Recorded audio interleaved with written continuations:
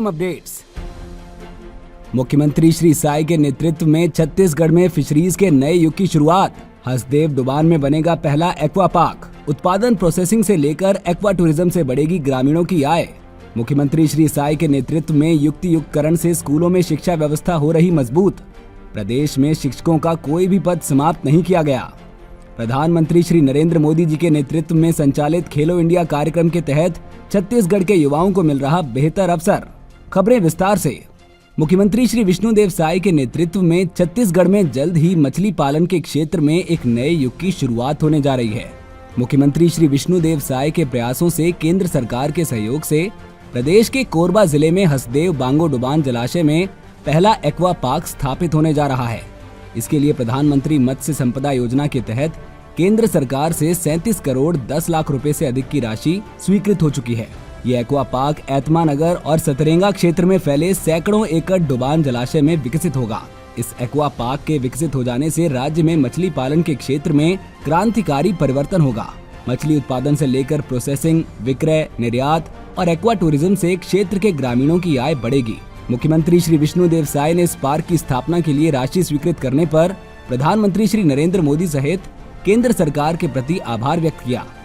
कोरबा जिले के हसदेव बांगो जलाशय के डुबान क्षेत्र में विकसित होने वाले इस एक्वा पार्क में 2 तरह की सुविधाएं होंगी। स्तर में सुधार होगा। इस एक्वा पार्क की स्वीकृति मिलने पर मुख्यमंत्री श्री विष्णुदेव साई ने राज्य के मछली पालकों को शुभकामनाएं देते हुए कहा कि इस एक्वा पार्क से न केवल मछली पालन की नई उन्नत तकनीकें लोगों तक पहुंचेंगी, बल्कि प्रोसेसिंग पैकेजिंग यूनिट से छत्तीसगढ़ के मछली व्यवसाय को नई दिशा मिलेगी।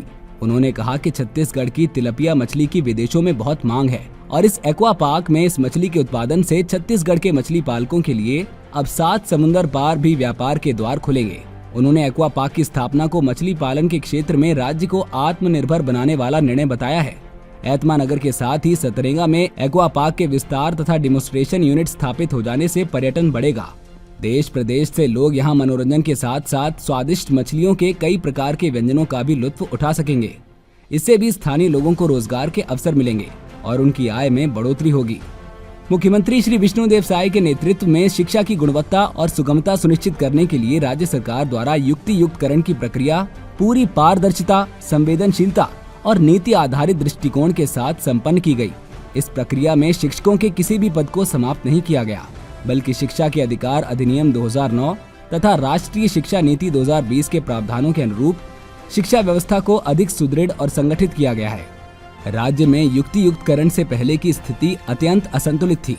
प्रदेश में शून्य दर्ज संख्या वाली 211 शालाएं संचालित थीं, जिनमें कुछ में शिक्षक पदस्थ भी थे। इसके अतिरिक्त 453 प्राथमिक, पूर्व माध्यमिक, हाई स्कूल तथा हायर सेकेंडरी शालाएं शिक्षक विहीन थीं। साथ ही 5936 शालाएं एकल शिक्षकीय थीं, जिनमें सभी स्तर की शालाएं सम्मिलित थीं। ये स्थिति निसंदेह शिक्षा की गुणवत्ता को प्रभावित कर रही थी। शासन द्वारा निर्धारित मापदंडों और निर्देशों के आधार पर विकास खंड स्तर पर युक्तियुक्तकरण योग्य विद्यालयों का चयन किया गया, जिसे जिला स्तरीय समिति द्वारा परीक्षण एवं अनुशंसा उपरांत शासन को भेजा गया। इसके आधार पर कुल 10,538 विद्यालयों का युक्तियुक्तकरण किया गया, जिसमें 10,372 एक ही परिसर में संचालित विद्यालय, 133 ग्रामीण क्षेत्र की 1 किलोमीटर से कम दूरी की शालाएं तथा 33 शहरी क्षेत्र की 500 मीटर से कम दूरी वाली शालाएं सम्मिलित हैं। युक्तियुक्तकरण की प्रक्रिया के परिणाम स्वरूप कुल 15,165 शिक्षकों एवं प्राचार्यों का समायोजन किया गया, जिससे पूर्व में 453 शिक्षक विहीन शालाएं अब पूर्णतः शिक्षक युक्त हो गई हैं। 5,936 एकल शिक्षकीय शालाओं में से अब केवल 1,207 प्राथमिक शालाएं शिक्षक अनुपलब्धता के कारण शेष हैं। इस प्रक्रिया में कोई भी पद समाप्त नहीं किया गया है, बल्कि प्रत्येक विद्यालय के लिए आवश्यक शिक्षा संख्या का निर्धारण शिक्षा का अधिकार अधिनियम 2009 के अनुसार दर्ज संख्या के अनुपात में किया गया है।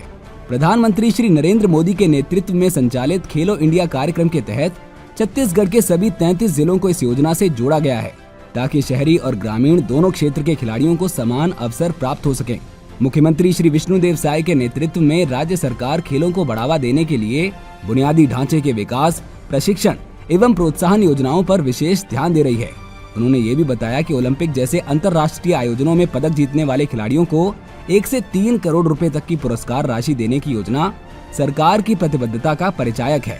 प्रदेश सरकार द्वारा छत्तीसगढ़ क्रीड़ा प्रोत्साहन योजना के तहत खेल मैदानों का उन्नयन उच्च स्तरीय उपकरणों की व्यवस्था, खेल क्लबों को आर्थिक सहायता तथा पारंपरिक खेलों के आयोजन सुनिश्चित किए गए हैं।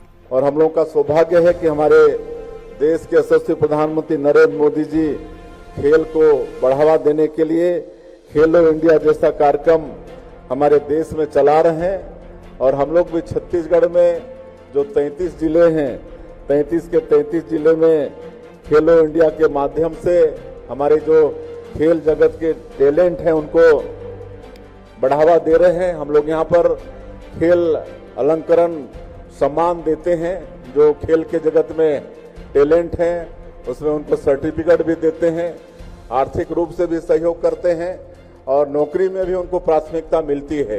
ये हम सब लोग यहाँ छत्तीसगढ़ में खेल को बढ़ावा देने के लिए करते हैं। और अभी जो उत्तराखंड में राष्ट्रीय खेल का आयोजन हुआ था उसमें हमारे छत्तीसगढ़ के खिलाड़ी बहुत अच्छा प्रदर्शन किए और हम लोगों ने एक और यहाँ पर कार्यक्रम शुरू किया है, एक आह्वान किया है कि जो भी हमारे छत्तीसगढ़ के बच्चे ओलंपिक में भाग लेंगे और स्वर्ण पदक जीत के लाएंगे तो उनको सरकार प्रोत्साहन के रूप में 3 करोड़ रुपया देगी और रजत पदक जीत के आएंगे तो उनको 2 करोड़ और कांस्य पदक जीत के आएंगे तो उनको 1 करोड़ रुपया सरकार की तरफ से प्रोत्साहन देगी। सीएम अपडेट्स में आज के लिए इतना ही। कल फिर मिलेंगे नई अपडेट्स के साथ। जय हिंद, जय छत्तीसगढ़।